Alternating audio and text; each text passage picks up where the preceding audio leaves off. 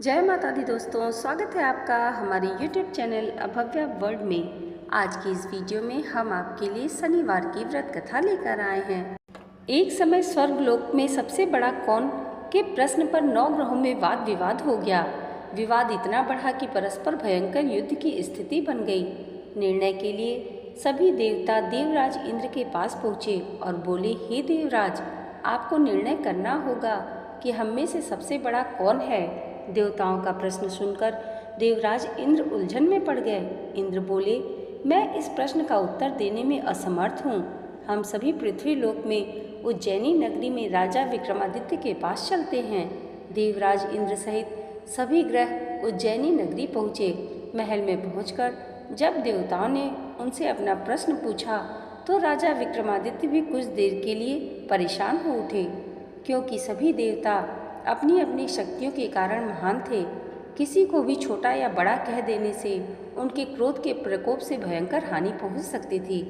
अचानक विक्रमादित्य को एक उपाय सूझा और उन्होंने विभिन्न धातुओं स्वर्ण, रजत, कांसा, तांबा, शीशा, रागा, जस्ता, अभ्रक व लोहे के 9 आसन बनवाए।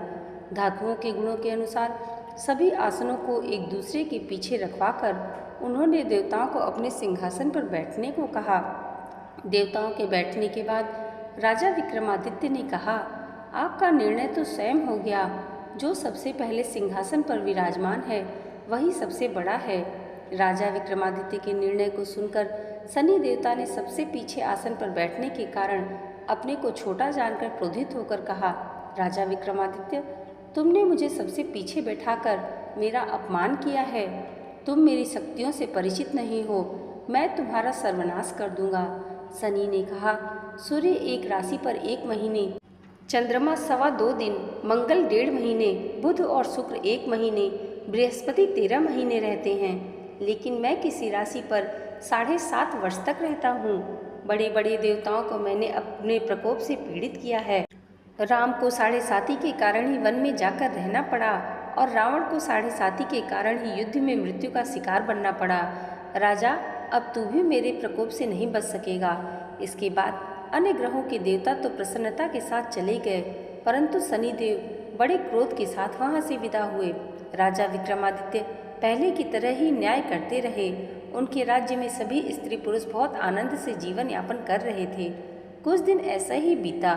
उधर शनि देवता अपने अपमान को भूले नहीं थे।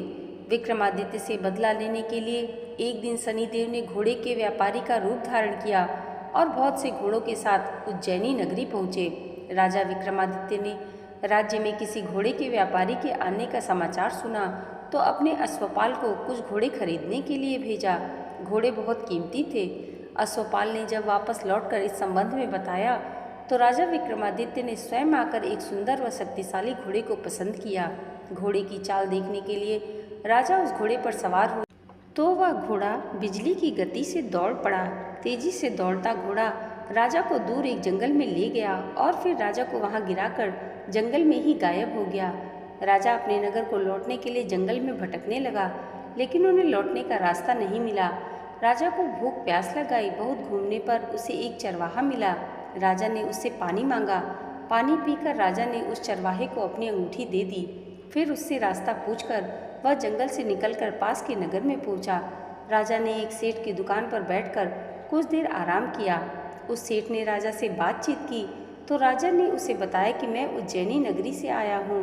राजा की कुछ देर दुकान पर बैठने से सेठ जी की बहुत बिक्री हुई। सेठ ने राजा को बहुत भाग्यवान समझा और खुश होकर उसे अपने घर भोजन के लिए गया। सेठ के घर में सोने का एक हार खूंटी पर लटका हुआ था। राजा को उस कमरे में छोड़कर सेठ कुछ देर के लिए बाहर गया। तभी एक आश्चर्यजनक घटना घटी। राजा के देखते देखते सोने के हार को उस खूंटी ने निगल लिया। सेठ ने कमरे में लौटकर हार को गायब देखा तो चोरी का संदेह राजा पर ही किया, क्योंकि उस कमरे में राजा अकेला ही बैठा था। सेठ ने अपने नौकरों से कहा, इस परदेसी को रस्सियों से बांधकर नगर के राजा के पास ले चलो। राजा ने विक्रमादित्य से हार के बारे में पूछा तो उसने बताया उसके देखते ही देखते खूंटी ने हार को निगल लिया। इस पर राजा ने क्रोधित होकर चोरी करने के अपराध में विक्रमादित्य के हाथ पांव काटने का आदेश दे दिया। राजा विक्रमादित्य के हाथ पांव काटकर उसे नगर की सड़क पर छोड़ दिया गया। कुछ दिन बाद एक तेली उसे उठाकर अपने घर ले गया और उसे अपने कोल्हू पर बैठा दिया। राजा आवाज़ देकर बैलों को हाँकता रहा। इस तरह तेली का बैल चलता रहा और राजा को भोजन मिलता रहा। शनि के प्रकोप की 7.5 पूरी होने पर वर्षा ऋतु आरंभ हुई। राजा विक्रमादित्य एक रात मेघ मल्हार गा रहा था कि तभी नगर के राजा की लड़की राजकुमारी मोहिनी रथ पर सवार उस तेली के घर के पास से गुजरी। उसने मेघ मल्हार सुना तो उसे बहुत अच्छा लगा और दासी को भेजकर गाने वाले को बुलाने के लिए कहा। दासी ने लौटकर राजकुमारी को अपंग राजा के बारे में सब कुछ बता दिया। राजकुमारी उसके मेघ मल्हार से बहुत मोहित हुई, अतः उसने सब कुछ जानकर भी अपंग राजा से विवाह करने का निश्चय कर लिया। राजकुमारी ने अपने माता पिता से यह बात कही तो वह हैरान रह गए। रानी ने मोहिनी को समझाया, बेटी तेरे भाग्य में तो किसी राजा की रानी होना लिखा है, फिर तू इस अपंग से विवाह करके अपने पाँव पर कुल्हाड़ी क्यों मार रही है। राजकुमारी ने अपनी जिद नहीं छोड़ी। अपनी जिद पूरी कराने के लिए उसने भोजन करना त्याग दिया और प्राण त्याग देने का निश्चय किया। आखिर राजा रानी को विवश होकर अपंग विक्रमादित्य से राजकुमारी का विवाह करना पड़ा। विवाह के बाद राजा विक्रमादित्य और राजकुमारी तेली के घर में रहने लगे।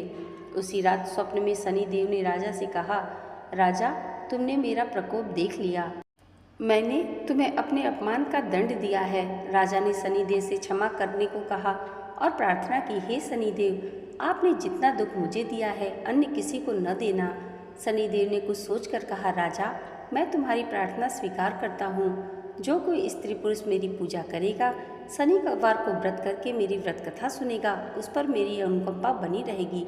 प्रातःकाल राजा विक्रमादित्य की नींद खुली तो अपने हाथ पांव देखकर राजा को बहुत खुशी हुई। उसने मन ही मन शनिदेव को प्रणाम किया। राजकुमारी भी राजा के हाथ पांव सही सलामत देखकर आश्चर्य में डूब गई। तब राजा विक्रमादित्य ने अपना परिचय देते हुए शनिदेव के प्रकोप की सारी कहानी सुनाई। सेठ को जब इस बात का पता चला तो दौड़ता हुआ तेली के घर पहुंचा और राजा के चरणों में गिरकर क्षमा मांगने लगा। राजा ने उसे क्षमा कर दिया क्योंकि यह सब तो शनिदेव के प्रकोप के कारण हुआ था। सेठ राजा को अपने घर ले गया और उसे भोजन कराया। भोजन करते समय वहाँ एक आश्चर्यजनक घटना घटी। सबके देखते देखते उस खुंटी ने हार को उगल दिया। सेठ जी अपनी बेटी का विवाह भी राजा के साथ कर दिया और बहुत से स्वर्ण और आभूषण धन आदि देकर राजा को विदा किया।